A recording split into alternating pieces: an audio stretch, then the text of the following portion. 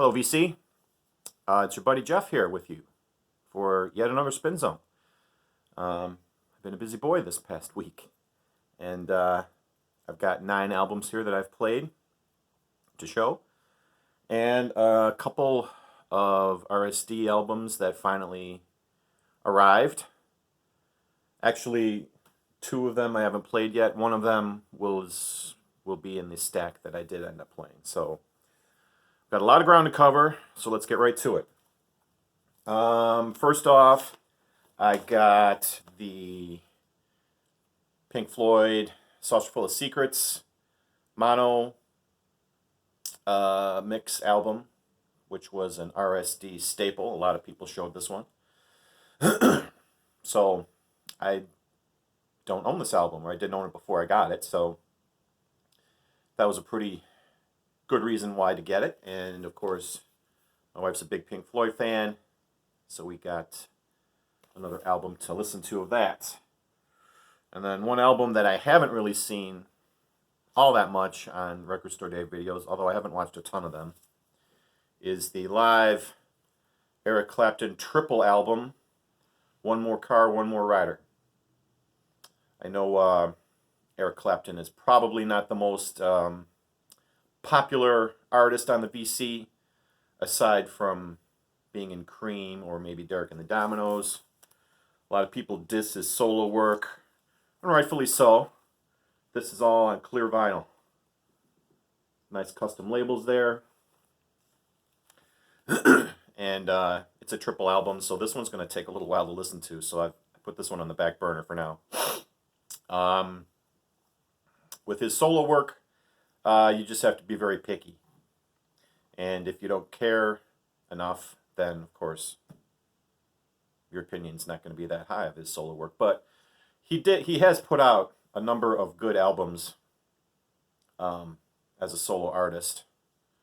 But, you know, he did fall into a rut for a good long while, which didn't help things. But overall, I think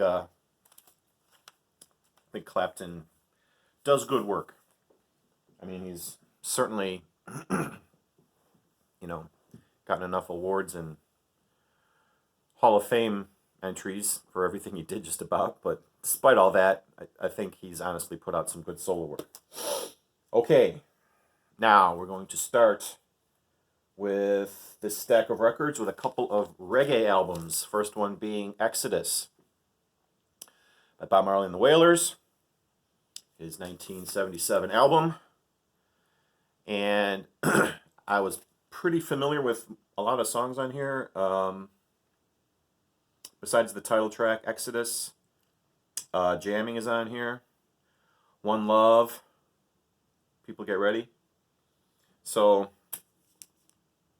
I bought like 4 or 5 reggae albums at an estate sale, so I figured it was a good time to start listening to them. And they're all Marley except for one, so and these records are in pretty nice shape. They're not beat up or dirty. So, of course, I had to clean my stylus because I was getting kind of a muddy sound out of this one and out of this one. This is his album called Kaya. This one came out after Exodus. I think this one came out in the early 80s, I want to say. I can't find a date. Here's the back cover. Is This Love is, I think, the big song off of this one. The big hit. So, yeah, I was getting, like a pretty muddy sound off of this, off of both of these records, actually. And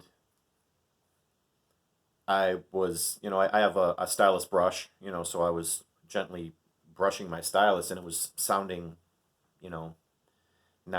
still wasn't sounding good. And I was starting to get worried, thinking, oh my God, is my stylus like messed up or damaged? Because I have played, a lot of rough shape records for a while since I've got this cartridge going, and I just I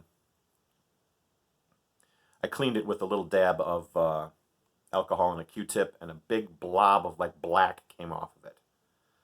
I mean, you could see it on the Q-tip. I know people say, "Oh, you're not supposed to use alcohol on the tip because it's going to melt the glue that holds the diamond on." A lot of the main cleaning ingredients in these Stylus tip solutions contains alcohol, so I wasn't too worried about it, and it was just a dab, but it was enough to get like this black gunk off of my needle tip. Everything sounded great after that, so I'm happy. So I played these albums again after I cleaned it, and they sound a lot better, which is good because these are bass heavy. You know, being reggae albums, they're very bass heavy, so it was nice to hear that sound clear instead of very fuzzy. So yell at me all you want to if I did it wrong, or if I damaged something, which I didn't. It's been a week. Everything is playing just fine, and everything sounds great now. Saw Van Morrison last week, and I had this in my crate. This is the Vinyl Me Please edition of his album Beat and Fleece. I'd already listened to this one before, but I replaced the copy that I had with a brand new copy when I joined Vinyl Me Please a couple months ago. So I played this in honor of the show. If you follow me on social media, you saw the pictures that I put of the marquee at the Chicago Theater. And just as a quick aside, like I said, got a lot of ground to cover here. The Van Morrison show was very good. The sound was very clear and crisp. Cora and I were sitting on the main floor, all the way in the back, but we still had a good view of the stage, could still have had a good view of Van, and could hear everything crystal clear. It was very nice.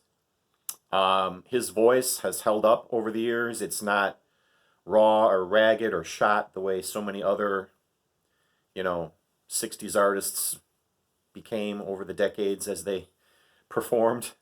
So in that regard, it was good. And he did a lot of his newer material, I'd say from probably the 2000s and up. And he sang those songs very, very clear and very strong. His band was very tight behind him. And, latter day Van Morrison is more jazzy than soulful. But, there's a lot of his songs that I still like that are newer, which was fine. But, and there's a couple of buts here in this show. When he started singing his older material like Moondance or Wild Night or Cleaning Windows, those are the three that I remember, he turned into a mushmouth scat singer. My love. It's like he couldn't even be bothered to enunciate the words. And he just kind of like scat sung a lot of it, which really kind of pissed me off. Because, those are my favorite Van Morrison songs, and I'm sure a lot of people in the audiences were too, and he only did a very few of his older, by older I mean, 70s and 60s stuff. And when he did sing them, he kind of just ran through them, and it was very like perfunctory, very just, I think just to appease the audience because they think he felt obligated, which kind of sucked. And, I was hoping to hear, a little bit wider variety. I was hoping to hear like maybe Into the Mystic or something like that. I mean, he did play Jackie Wilson Said, but even that, he's mushmouthing it. That wasn't cool. The other thing that bugged me about that show is that, and after I talked to some people about his live performances, all of them have said that he's just a jerk in real life, apparently, and that he didn't talk to the audience hardly at all. He didn't say hello. He didn't say goodbye. thank you, nothing. He didn't even hardly acknowledge the audience. And in fact, the encore was Brown Eyed Girl and Gloria. And again, Sket sang Mush Mouthed It, and Gloria was the last song, and he finishes singing, and the band is, jamming out, and the band just walks off the stage and leaves. The band, then they go through all their solos, every member takes a solo, you know, goes on for like 10 or 15 minutes, and everybody expects, band to come back out and, wrap the song up and bring it to a close and say goodnight. Nope, never came back. So the band finished playing, the lights came up, and they were all waving to us, and they left, and that was it. That was the weirdest ending to a show that I think I've ever seen. So, for the songs that he was motivated to sing properly, he sounded great. For his big hits and probably songs that he might be, sick of singing at this point, maybe, wasn't that great. So, kind of a mixed bag. Still glad I went. It was a big check off my bucket list of artists.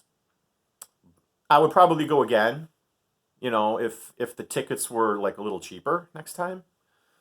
But yeah, he just came on, was all business, did the songs, and left, and that was it.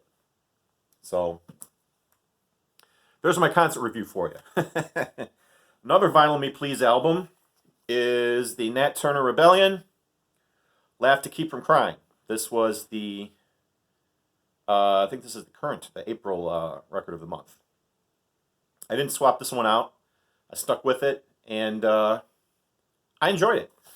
I've got, this one actually came with a 45, besides the album. And this was Philadelphia International Records group.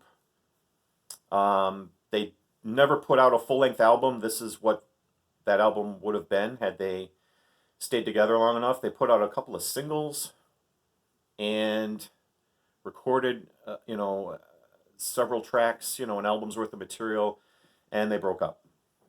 That's just the quick, dirty version. A lot of this music is topical and socially conscious, from like the early 70s. Not as smooth as later Philly International acts would turn out to be. These guys aren't the OJs by any stretch. You could kind of tell they're in the same family, so to speak. I liked it. It's very good. I probably am going to be playing this a couple more times to absorb it more fully. But it's kind of a lost Philly International record that got compiled and came back to life by Vinyl Me Please. So in that regard, it was pretty cool. Glad I stuck with this one. I'm glad I didn't swap it out because I was kind of on the fence about it.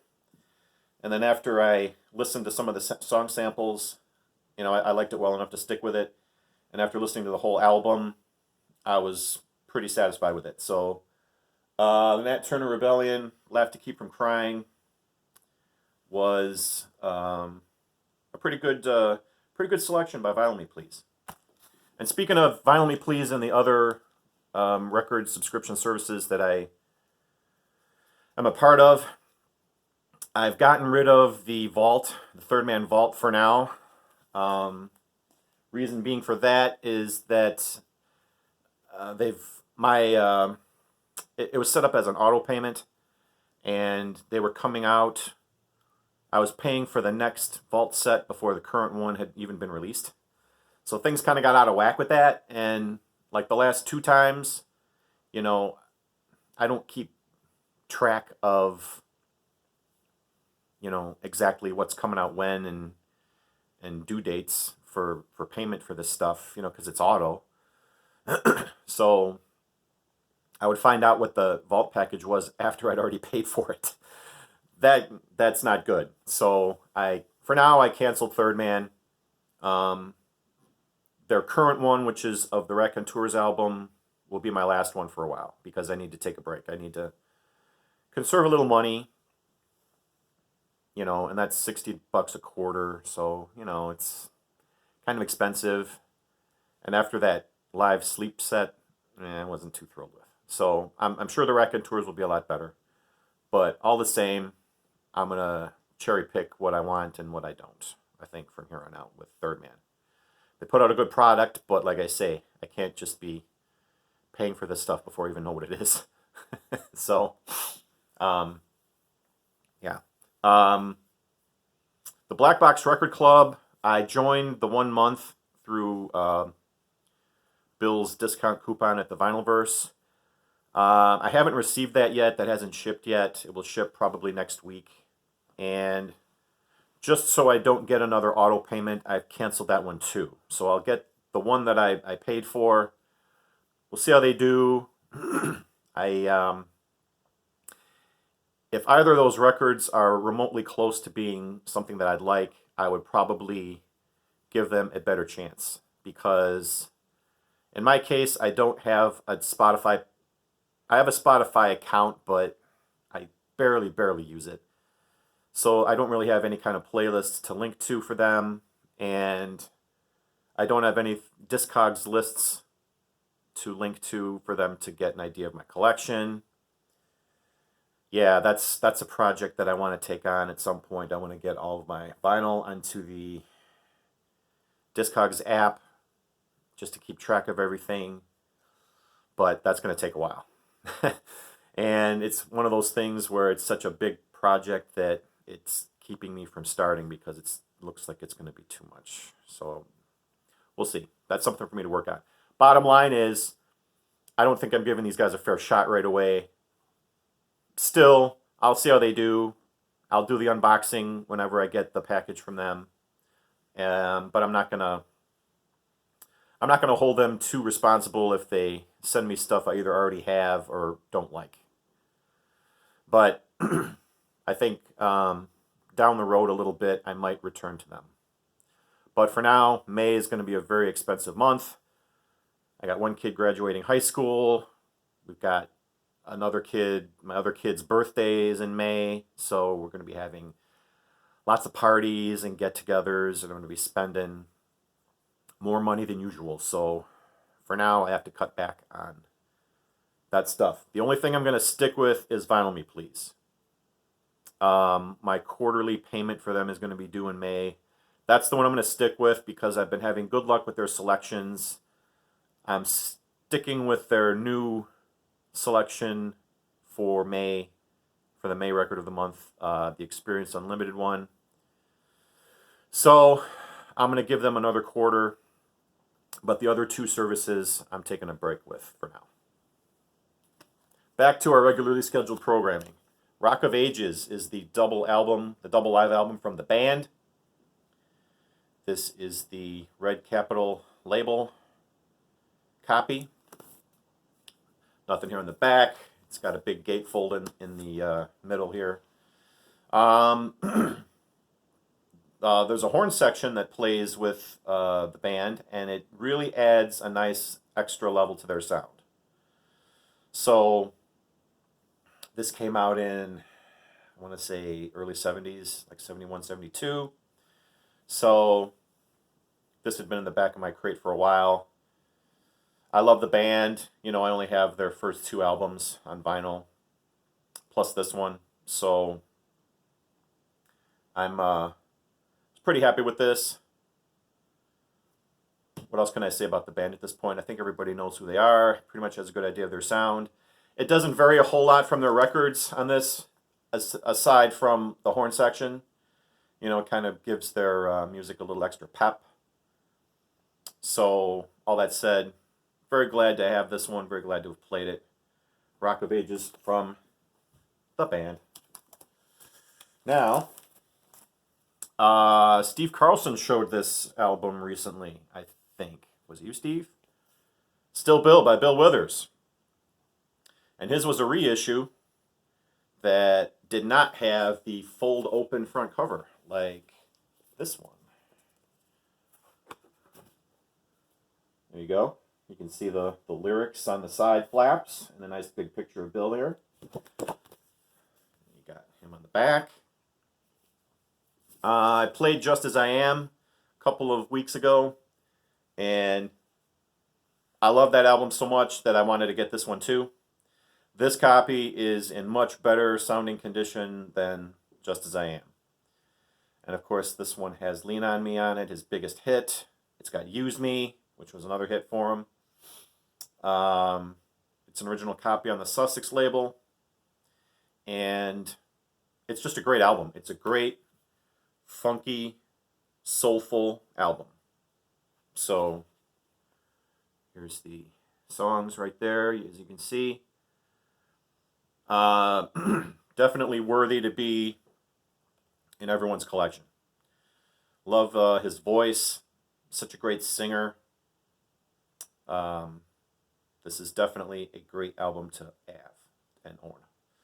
Still Bill by Bill Withers. Then, over the weekend, I got a chance to play the Stevie Ray Vaughan that I showed last video, or a couple videos back. It's a double live album of some of his later shows. And it sounds, I mean, these were radio broadcasts. You know, this was a Westwood One concert that they just pressed onto vinyl. So, like, the sound quality is good, but it's probably not as good as if it were a studio album or even a, officially produced live album. This was just a radio broadcast, so sometimes, the sonics can get a little muddy. But his guitar playing is stellar, as it always is. In fact, I think it was Life Without You. Almost takes up half of one of the sides, and he just cranks on it. And this took place after he got clean, after he kicked his drug addictions. And kind of in the middle of the song, he talks to the audience and tells them how glad he is to be alive and all that stuff. And then he goes back into the song and he just tears off a monster solo. Fantastic stuff. So, live Stevie Ray Vaughan, I mean, I'm going to buy anything I can find. In fact, I'm probably going to end up going back to that record shop to track down the other two that were there. Another, my last record store day purchase that I'm going to show, again, because I got to conserve a little bit of money here this month. Pearl Jam, live at Easy Street. This was a pretty good album. Here's the set list. I wasn't as familiar with this whole set as my wife was, but it does feature, as you can see right here, they do a cover of The New World, guest starring with John Doe from X. That was a great cover version, and that's a great song by X. So this was a great sounding album. The first side, like when I showed the picture of this on social media, the first side was like half Dead Wax, which I was kind of annoyed with, but the second side was pretty much a full regular side of music. So all in all, this album really, really rocks. A lot harder than what I'm used to hearing from Pearl Jam, and they're a hard rocking band to begin with. So this is a good one to put on and just turn up loud and just jam out. And my wife and my kid are both big Pearl Jam fans now, so they enjoyed listening to this too, and I turned this one up nice and loud, and everybody was happy. Life was good. And finally, we're wrapping up this Spin Zone with the last Johnny Winter album that was in my rolling record crate that I haven't played yet. Bought this one sometime last year, I think. This is his album Saints and Sinners. This came out in the mid-'70s and is produced by Rick Derringer, who was a member of the Johnny Winter Band, I know, in the early 70s. I think he plays on this one too, besides being a producer. But This album was actually a little more generic than other Johnny Winter albums that I've heard. It wasn't as blues rocky. It was just pretty much straight ahead guitar rock. It sounded a little generic to me.